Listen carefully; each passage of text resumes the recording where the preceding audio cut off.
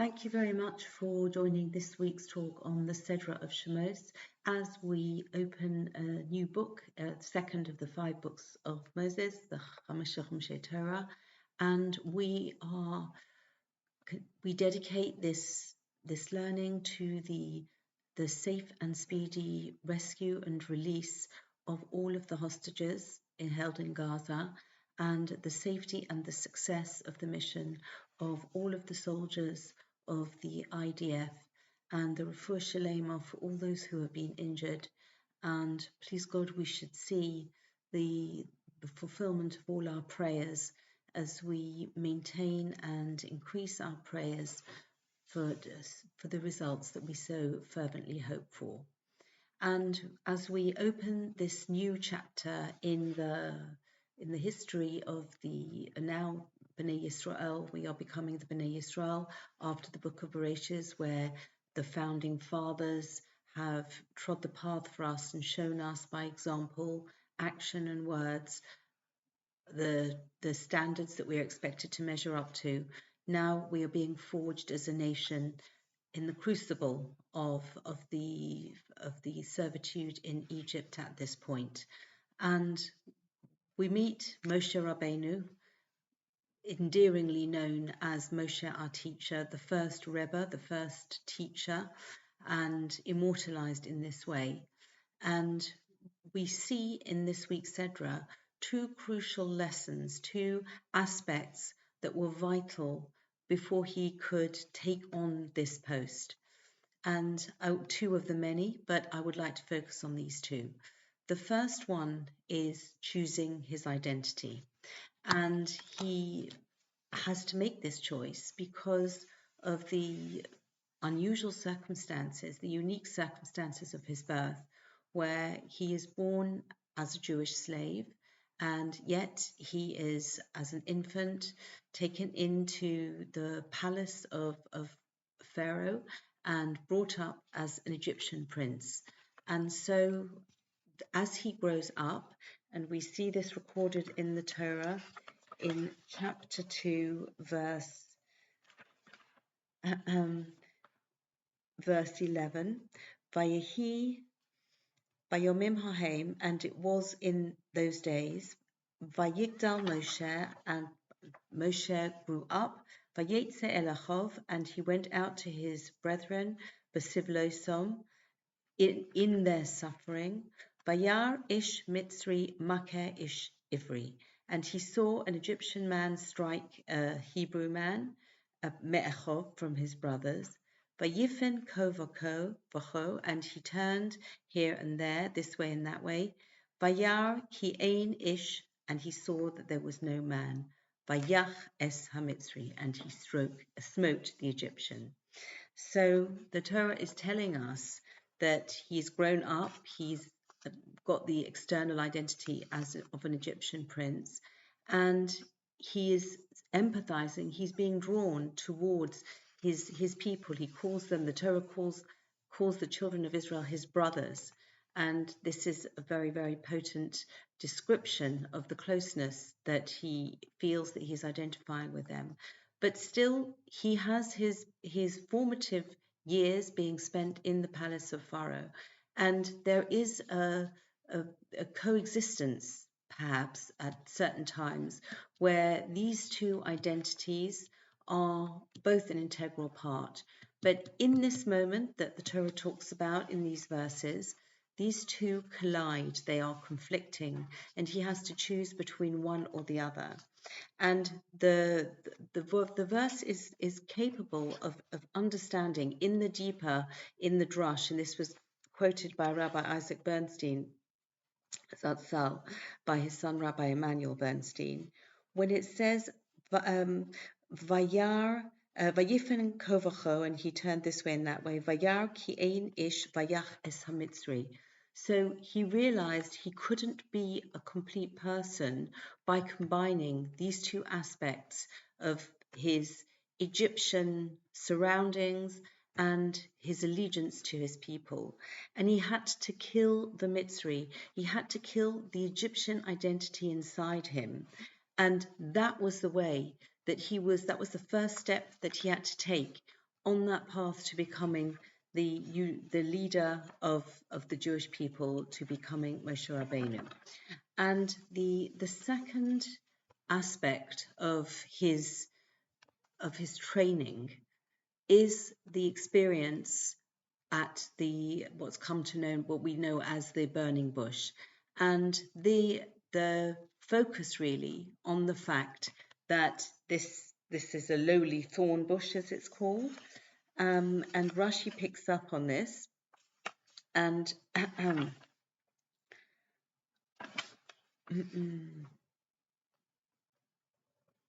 so this is in chapter 3,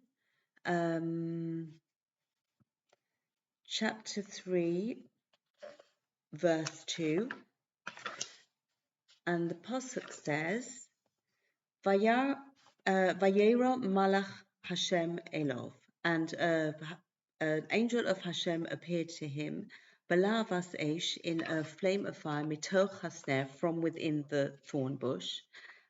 Vayar v'hine hasner boer, and he saw, and behold, the bush was burning, bo'esh, in fire, v'hasner eineno okal, and the bush was not consumed. So Rashi comments on mitoch hasner, from within the thorn bush.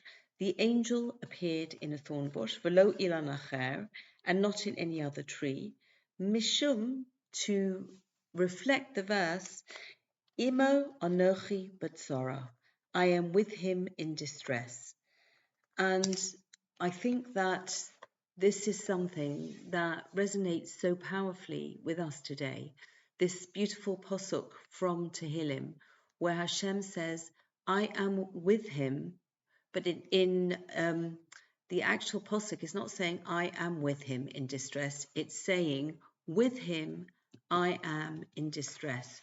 And I think that this is very telling. So the first aspect that Moshe Rabbeinu is learning, or we have the potential to learn as well, from the fact that Hashem is appearing, Moshe is having this miraculous communication with Hashem from a thorn bush. The thorn bush is associated with a point of humility, of possibly even despair, discomfort. And this is a symbol from Hashem, that Hashem is in these times when we feel downtrodden and lowly, and we have the intense discomfort of these experiences, that Hashem is with us. And it's almost a suspension of the grammatical rules. Instead of saying Anochi imo betzora, which seems to flow much better, I am with him, as in the English, in suffering, in anguish, imo, with us. That's the starting point. That's what we have to remember. Hashem is with us. And how many times in our history do we cling on to this? And really, this is going to be the lifeline that lifts us up, that realization that with us is Hashem.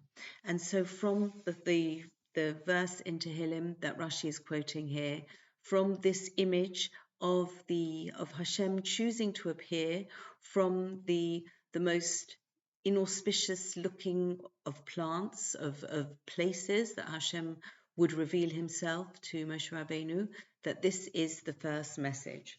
Then we have the concept that a lesson for us all, something that Moshe Rabbeinu has to internalize as a prerequisite to becoming a leader, that he shouldn't think that there is anywhere in the world that Hashem is not present. And this is something that we learn from the concepts of Hashem Echad, that we say in the Shema, the Lord Hashem is one, that this oneness means that we shouldn't think that there is any place that Hashem is not part of, that Hashem is not creating and bestowing function. And this was part of the lesson that Moshe Rabbeinu is learning. We also have it from the phrase Ein od milvado, there is nothing beside him. So moving on from that idea that Hashem is the only one, there are no other gods, nothing of significance besides Hashem, but it's this idea that everything is part of this oneness, and this was also part of the message of that came from the snare, from the bush. And then we also have the concept that the possibly because of its inauspicious aspect, that the bush, this thorn bush, was not used as idol worship, was not used. Sometimes we have certain trees that were used as idol, as worshipped as a pagan god, and it's almost as they are tainted because of this use, whereas the thorn bush doesn't have that taint. And this concept leads on into the next essential lesson of why a thorn bush. But it's this purity that, because of its lowly status, the purity that the thorn bush has, this is something that is teaching Moshe Rabbeinu and all of us a lesson. And it moves it. This is part of the reason that is symbolized by the thorn bush. That is the intense humility that we learn. And Moshe Rabbeinu, Moshe, our teacher, is associated with having extraordinary levels of humility. He's called Onov Mikol Odom. He gets, you know, even though that it almost seems incongruous to say the humility prize, but because I think true humility doesn't preclude a person from acknowledging their talents and their capabilities and their potential. On the contrary, they see it as an obligation to do just that, but they understand that it is all a gift from Hashem, and it is all to be used in the service of Hashem. So in that respect, they are simultaneously the greatest and the most humble.